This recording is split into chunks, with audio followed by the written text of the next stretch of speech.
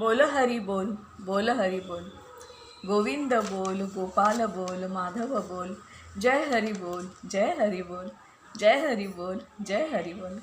अगदी बरोबर. कथासागरच्या 171व्या भागात सगळ्यांचं स्वागत. आणि आज परत कृष्णाचीच गोष्ट.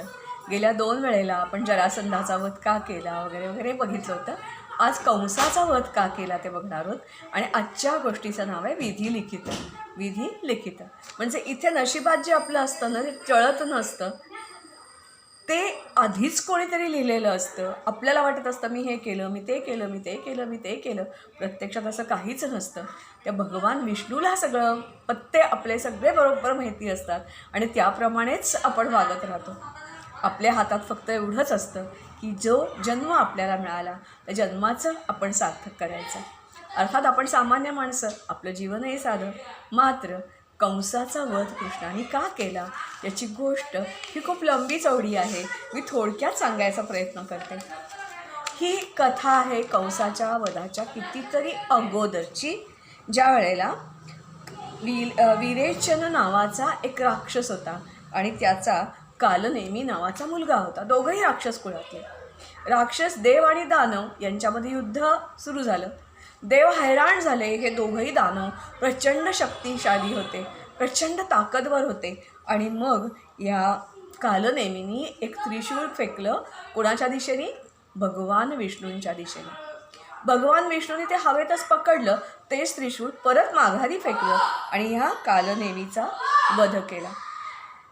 एवढंच नव्हे तर असंही सांगितलं की त्यावेळेला लोक देव गर्जना करायला लागले, आनंदी झाले. देवांना भगवान विष्णू म्हणाले, एवढे आनंदी होऊ नका, कारण हा कालनेमी याचं या आयुष्यातलं काम संपलं. मी त्याला मारलं, मात्र हा कालनेमी पुन्हा एकदा, आत्ता नव्हे तर कधी, द्वापार युगामध्ये जन्म घेणार आहे. परत राक्षसी वृत्तीचा होणार आहे आणि त्याचं निर्दालन करण्यासाठी मी पुन्हा एका मानव जन्मात प्रवेश करणार आहे. तुम्हाला माहीत आहे की भगवान विष्णू किंवा शिव हे अनंत, अपार. त्यांना उदय नाही, अस्त नाही, सुरुवात नाही, शेवट नाही, असे ह्या शक्ती आहेत. शक्ती आहेत. द्वापार युग अवतरलं.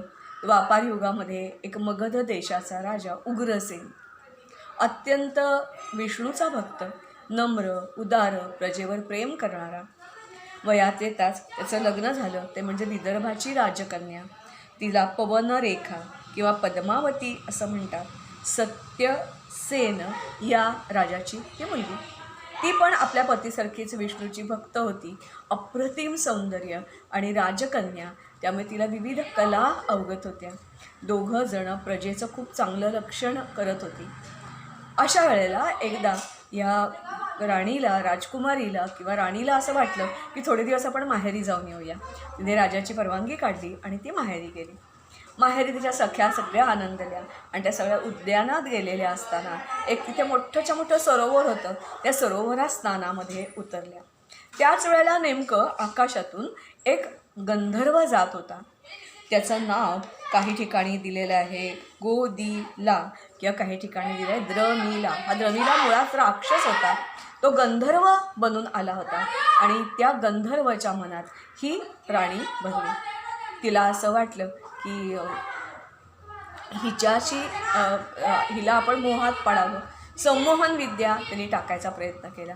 मात्र ह्या संमोहन विद्येने ही भुलली नाही. अशा वेळेला मग हा आपलं रूप त्यांनी पालटलं.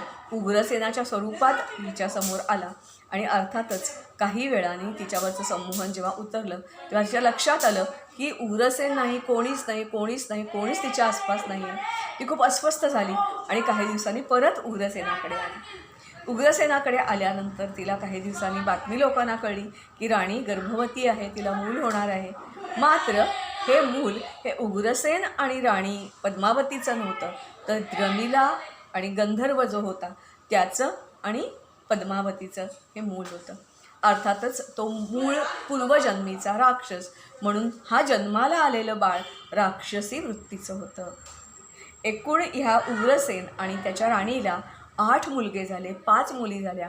पण ह्या सगळ्यामध्ये हा जो कंस होता एकदम तापट, दुष्ट आणि अगदी लहानपणापासून त्याच्या दुष्टपणाचे अनेक अनुभव उग्रसेन पण घेत होता, राणी पण घेत होती.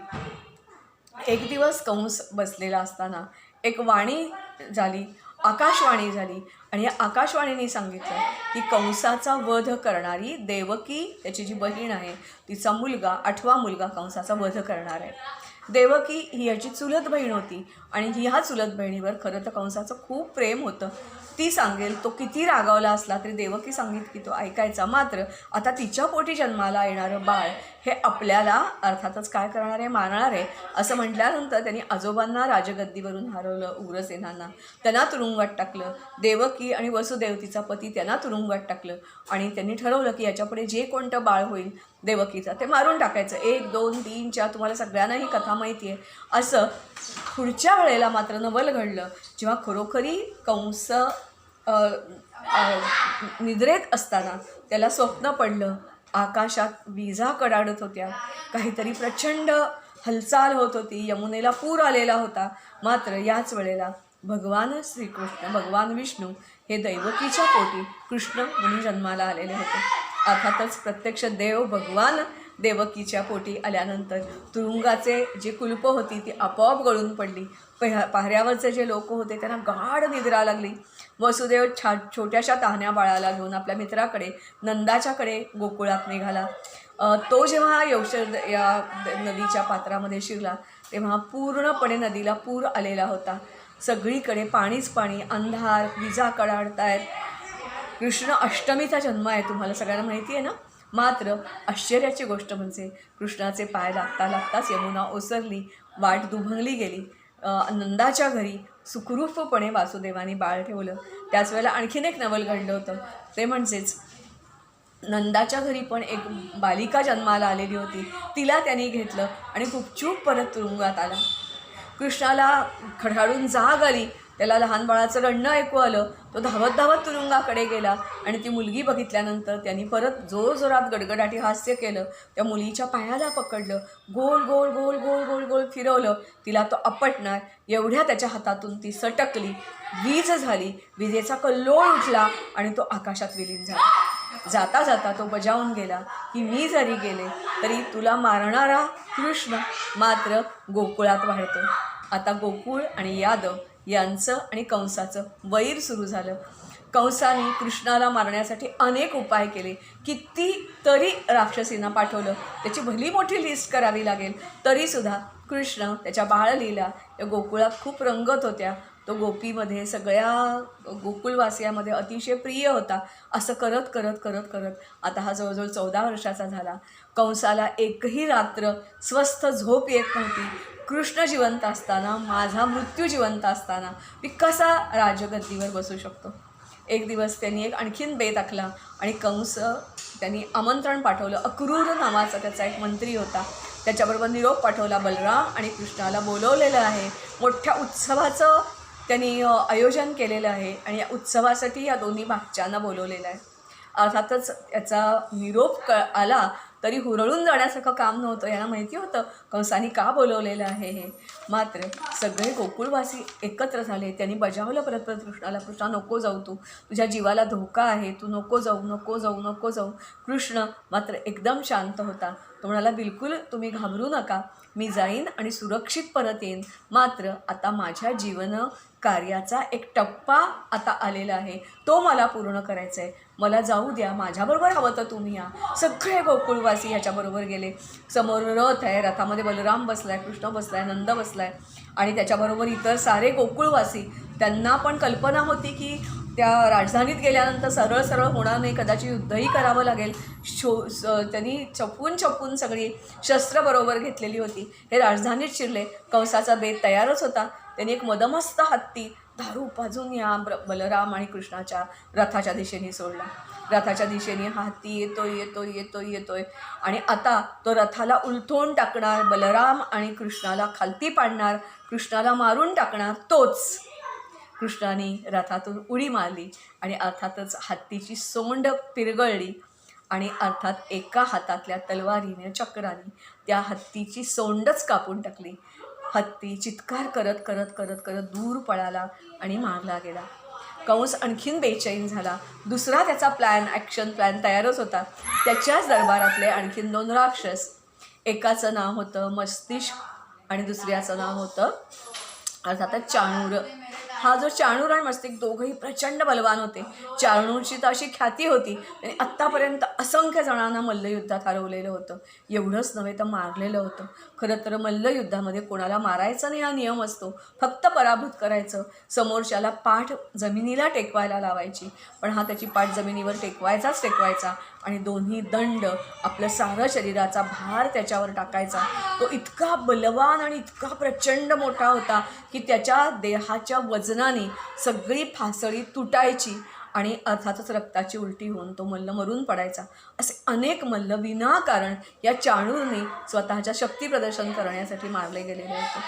आता ह्या दोघांनी बलरामाला आणि कृष्णाला ललकारलं. बलराम मस्तिष्कबरोबर आणि चाणूरबरोबर कृष्ण यांचं मल्लयुद्ध सुरू झालं. लोकांच्या पोटात भीतीचा गोळा उठला. अरे बापरे, आता काय होणार?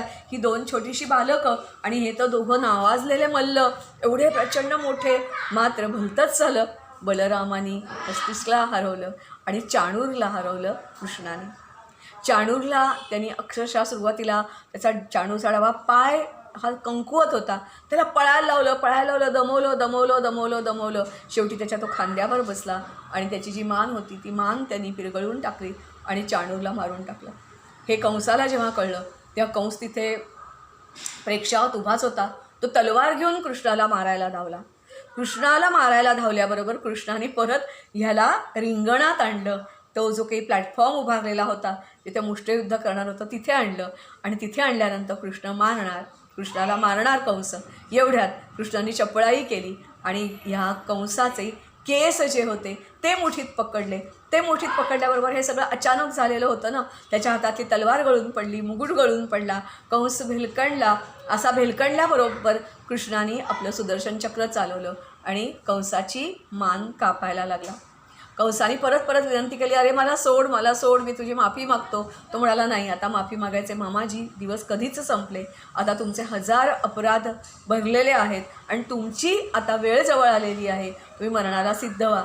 मात्र नुसतंच जर कंस मेला असता तर तो परत पुढच्या जन्मी राक्षस म्हणून जन्माला आला असता. परत त्यांनी लोकांना छळलं असतं आणि म्हणून कृष्णाने आणखीन एक युक्ती केली, ती म्हणजे कंसाला मुक्ती दिली. कशी?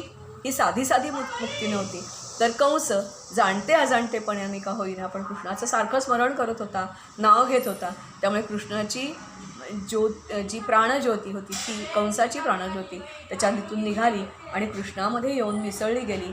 एक ज्योत त्याच्या हृदयातून निघाली आणि कृष्णामध्ये विलीन झाली.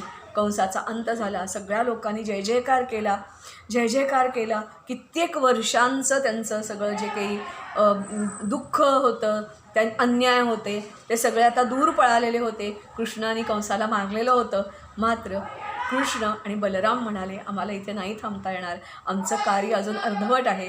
ते तातडीने तुरुंगामध्ये गेले, ज्या ठिकाणी त्यांचे आजोबा आई अजूनही तुरुंगात होती. त्यांनी सोडवलं. उग्रसेन आणखीन त्याची आई देवकी खूप खुश झाली. त्यांनी कृष्णाला मिठी मारली, आनंदाश्रू ओघळायला लागले. कृष्णाने त्यांना हाताला धरलं आणि अर्थातच सिंहासनाच्या बाजूला उग्रसेनाकडे घेऊन गेला. उग्रसेन म्हणाले, नाही राजा, हे तुझं काम आहे, तू कंसाला मारलायस, तुझा गादीवर हक्क आहे. मात्र कृष्णाला कोणत्याच प्रकारचा मोह नव्हता. मोहाच्या तो कधीच पार पोचलेला होता. तो म्हणाला, नाही, मी याच्यासाठी गादीवर बसण्यासाठी, मथुरेचा राजा बनण्यासाठी जन्माला आलेलो नाही आहे. मला आणखीन खूप कार्य करायचं आहे. कारण त्याला पुरं माहिती होतं की कंस मेला तरी जरासंध, कारण जरासंधाची सेना कंसाचं रक्षण करण्यासाठी जरासंधाने ऑलरेडी पाठवली होती. कारण गेल्या गोष्टीत आपण बघितलेलं आहे की जरासंधाच्या मुली त्यांनी कंसाला दिलेल्या होत्या. त्या जरासंधाचा वध अजून बाकी आहे, कितीतरी कामं अजून बाकी आहेत. कौरव पांडव युद्ध हे सगळं मग झालेलं आहे. तो शांतपणे उग्रसेनाला म्हणजे आपल्या आजोबांना परत त्यांनी गादीवर बसवलं.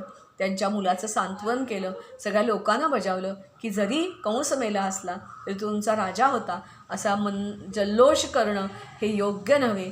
राजाचा सन्मान हा दिलाच पाहिजे त्याला, असं त्यांना समजावून सांगितलं. 2 हिताच्या गोष्टी सांगितल्या आणि वृंदावनच्या बाजूने कृष्ण आणि बलराम दोघे रथात बसून परत निघाले. गोकुळवासी आपापल्या घरी गेले. प्रत्येक घरी मिठाई बनली. कंसाचा वध झाला होता. जसं अगदी त्याचा पुनर्जन्म होता हा, कोणाच्या कोणत्या काळात झालेला, मगाशी सांगितल्याप्रमाणे द्वापार युगात झालेला. कोणाचा? तर कालनेमी या राक्षसाचा पुनर्जन्म म्हणजे कंस होता. कंसाचा जन्मही अशाच प्रकारे सरळ सरळ झालेला नाही आहे. तर त्याच्या आईला फसवून एक गंधर्व राक्षस रूपी गंधर्व त्यांनी त्याच्या आईला फसवून कंसाचा जन्म झालेला होता. त्या सगळाच हा खोटा मामला होता. तो नष्ट झाला. एक पाप जगातून नाहीसं झालं आणि कृष्णाचं नाव, कृष्णाला म्हणून तर सगळ्यांना कृष्ण प्रिय आहे.